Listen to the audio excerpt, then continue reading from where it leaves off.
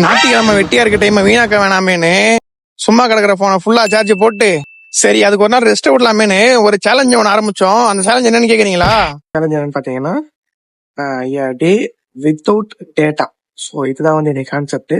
இன்னைக்கு என்னெல்லாம் பண்றேன்னு சொல்லிட்டு அப்படியே ஃபுல்லா பாருங்க, ஓகேவா? நாளைக்கு எக்ஸாமு, அதனால கொஞ்சம் ப்ரிப்பரேஷன் பண்ணாதான் சொல்லிட்டு ப்ரிப்பரேஷன் பண்ணிக்கிட்டு இருக்கோம். ஸோ இப்போதைக்கு என்ன பண்ணிக்கிட்டு இருக்கோம்னு பார்த்தீங்கன்னா படிச்சுக்கிட்டு இருக்கோம். ஓகே, இப்படி என்ன பேசுறதுனே தெரியாம பேசி ஒரு வழியா வீடியோ ஸ்டார்ட் பண்ணிட்டோம். சரி படிக்க ஆரம்பிக்கலாமேன்னு பார்த்தா என்ன படிக்கிறதுன்னு தெரியல. சரி என்ன படிக்கலாம்னு சொல்லி கொஞ்சம் அலசி ஆராய்ஞ்சோம்னா அதுக்கே அரை நாள் ஓடி போச்சு. இதுக்கப்புறம் எங்க படிச்சு பாஸ் ஆக அப்படின்ற மைண்ட் செட் வந்துருச்சு. அந்த மைண்ட் செட் அடிச்சு ஓட விட்டு எக்ஸாம் எழுதி பாஸ் ஆகுறது எனக்கு தலைவலி இல்லடா, என் பேப்பரை கரெக்ஷன் பண்றதுல தலைவலின்ற ஒரு மைண்ட் செட்டுக்கு வந்துட்டேன். அதனால டார்கெட் பண்ண கொஸ்டினை மட்டும் சரசரன்னு மண்டியில ஏற்ற ஆரம்பிச்சிட்டேன். இதுல நம்மளோட டார்கெட் என்னன்னா, அவன் வருஷம் ஃபுல்லா படிச்சு பாஸ் ஆக ட்ரை பண்ணுவான், நம்ம ஒரே நாள்ல படிச்சு பாஸ் ஆக ட்ரை பண்றோம், அவ்வளவுதான் வித்தியாசம். இந்த சப்ஜெக்ட்ல நம்ம பாஸ் ஆகுமா இல்லையான்றத நீங்க கமெண்ட்ல சொல்லுங்க.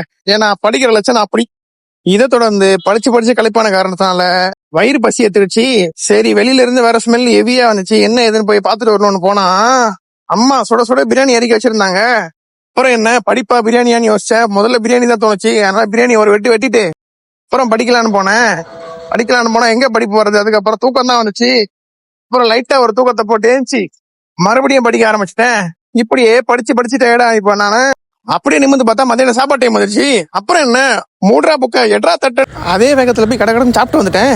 சாப்பிட்டு முடிச்சதுக்கு அப்புறம் தான் தோணுச்சு, அடங்கொய்யால வீடியோ எடுக்கலையடா அப்படின்னு. அப்புறம் என்ன, உட்காந்து ஒரே படிப்பு தான். மணி 3 ஆச்சு, 4 ஆச்சு, 5 ஆச்சு, 6 ஆச்சு, அப்படியே டைம் பாட்டு போயிட்டே இருந்துச்சு. கடைசியா பார்த்தா மணி 8.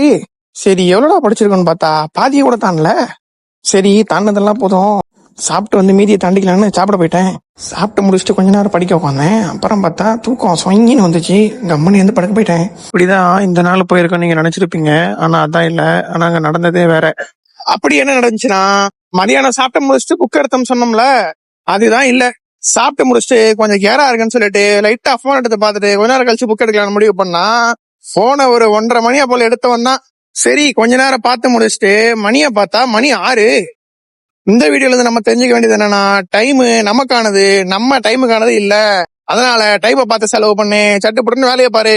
சோ இதோட இந்த வீடியோ முடிச்சுக்கிறேன். மறக்காம வீடியோக்கு லைக் ஷேர் கமெண்ட் பண்ணிக்கோங்க. இந்த மாதிரி நிறைய வீடியோஸ் அப்புறம் வரும், அதனால நம்ம சேனலை ஃபாலோ பண்ணி வச்சுக்கோங்க.